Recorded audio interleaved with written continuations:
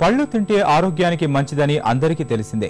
కానీ పూత దశ నుంచి పండు పక్వానికి రావడానికి ఫలదీకరణకు కారణమయ్యే కీటకాలు చాలా మందికి తెలియదు. సునామీ సూచనలు సైతం పసిగట్టగలిగే లక్షణమున్న ఆ కీటకమే సీతాకోకచిలుక. జీవ వైవిధ్యాన్ని పెంపొందించే ఇలాంటి ప్రాణులు మానవాళికి ఎంతో అవసరం. అంతరించే ప్రమాదాన్ని ఎదుర్కొంటున్న ఈ జీవుల సంరక్షణకు ప్రత్యేక చర్యలు అవసరమంటున్నారు నిపుణులు.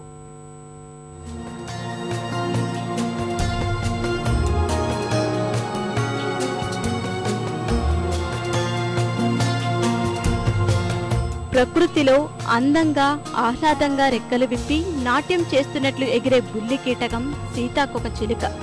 అందమైన ఆకృతితో రంగురంగుల కలయికతో పిల్లల మనసు దోచే చిన్న కీటకమిది. మనసుకు ఆహ్లాదాన్నిచ్చే ఈ చిన్న జీవి ఫలాల ఫలదీకరణకు ఎంతో దోహదం చేస్తుందని ఎంతమందికి తెలుసు?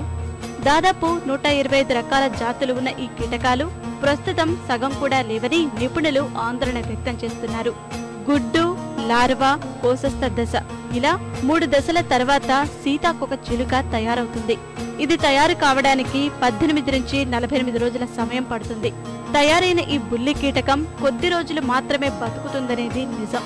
సీతాకోకచిలుకలు సుమారు రోజు వ్యవధిలోనే 50-100 వరకు గుడ్లు పెట్టి మరో 100 సీతాకోకచిలుకలకు జన్మనిస్తుంది. ఇది పుట్టిన వెంటనే వివిధ ఫలజాతులకు చెందిన పూలపై వాలి వాటిలోని పుప్పొడిని తీసుకొని మరో పువ్వుపై వాలిపోతుంది. తద్వారా ఫలదీకరణ జరిగి ఫలాలు తయారవుతాయి.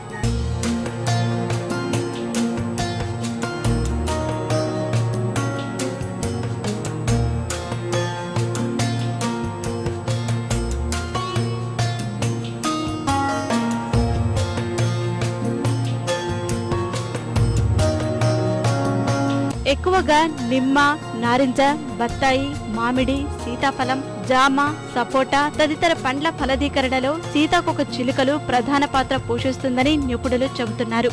దీని తర్వాత తేనెటీగలు ఈ విధంగానే ఫలదీకరణకు కారణమవుతాయి. కొద్ది రోజులే జీవితకాలం కలిగి ఉండే సీతాకోకచిలుకను అంతరించిపోకుండా కాపాడటంలో ప్రభుత్వాలు విఫలమవుతున్నాయి. మరో 10 ఏళ్ల తర్వాత ఈ కీటకం అంతరించిపోయే ప్రమాదం ఉందని, వాటిని ఆల్బమ్, ఫోటోల్లో చూసుకునే పరిస్థితి వస్తుందని నిపుణులు ఆవేదన వ్యక్తం చేస్తున్నారు.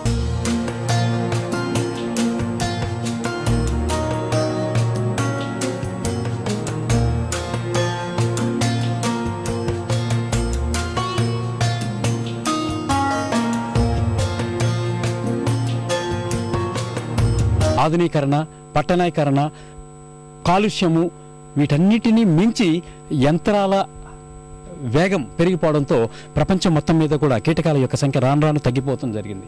అందులో చాలా ముఖ్యమైనటువంటి కీటకాలలో తేనెటీగలు, దాని తర్వాత సీతాకోకచిలుకలను చెప్పుకోవచ్చు. తేనెటీగలు, సీతాకోకచిలుకలు లేనిదే మనకి ప్రపంచంలో మనకు తింటున్నటువంటి కాయధాన్యాలు, పండ్ల ధాన్యాలు వీటి మర్చిపోవచ్చు మనం. ఎందుకంటే పాలినేషన్ ప్రక్రియ అంటే ఫలదీకరణ జరగనిదే మనకి ఏ రకాలైనటువంటి పండ్ల ఫలాలు కానీ కాయధాన్యాలు కానీ లభించవు. ఈ ఫలదీకరణ ప్రక్రియలో సెకండ్ బెస్ట్ పాలినేటర్గా గుర్తింపబడింది సీతాకోకచిలుక. సీతాకోకచిలుకలు మానవాళికి చేసే ఉపకారం తేలిక. వీటిని అందమైన కీటకాలుగా మాత్రమే చూస్తున్నారు. కడపలో యోగివేమన విశ్వవిద్యాలయంలో సీతాకోకచిలుకల సంరక్షణ కోసం 2010లో బటర్ఫ్లై పార్కు ఏర్పాటు చేశారు. మొదట 400 సీతాకోకచిలుకలతో ఏర్పాటు చేసిన పార్కులో నేడు 8000కు పైబడి ఉన్నాయి. ఇటీవలే పచ్చని పంట పొలాల్లో వీటిని వదిలేశారు. జంతుశాస్త్ర నిపుణులు సీతాకోకచిలుకల సంరక్షణ కోసం పార్కులో రకరకాల మొక్కలు పెంచారు. ఇవి అక్కడే తిరుగుతూ మకరందాన్ని స్వీకరించి ఇక్కడే మొక్కలపైనే గుడ్లు పెడుతున్నాయి.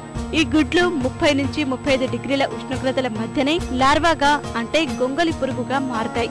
దీనికోసం విశ్వవిద్యాలయంలో ఉష్ణోగ్రతలను అదుపులో పెట్టే 2 యంత్రాల్ని అందుబాటులో ఉంచారు.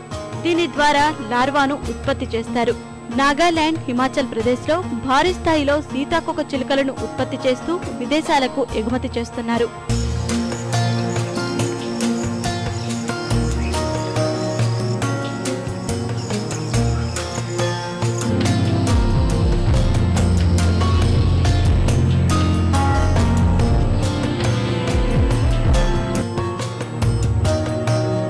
ఐదు సెంటీమీటర్ల నుండి 30 సెంటీమీటర్ల వెడల్పు అంటే రెక్కల యొక్క విన్యాసం 30 నుండి 40 సెంటీమీటర్ల వరకు కూడా విన్యాసం కలిగినటువంటి సీతాకోకచిలుకలు మనకు హిమాచల్ ప్రదేశ్, నాగాలాండ్లో లభ్యమవుతున్నాయి. వీటన్నిటిని చంపి ఒక ప్రత్యేకమైనటువంటి మైనమీకరణ పద్ధతి, అంటే వ్యాక్స్ ద్వారా వాటిని పూర్తిగా ఏ స్టేజ్లో ఉందో ఆ స్టేజ్లో వాటిని డిప్ చేసి వాటిని అందమైన గాజు ఫ్రేమ్స్లో బంధించి పాశ్చాత్య దేశాలకు ఎగుమతి చేస్తున్నారు. వాళ్ళ గృహంలో అందంగా అలంకరించుకోవడానికి ఉపయోగిస్తున్నారు. దీని ద్వారా మనము $100 మిలియన్ విలువైనటువంటి సంపదను కోల్పోతున్నాం.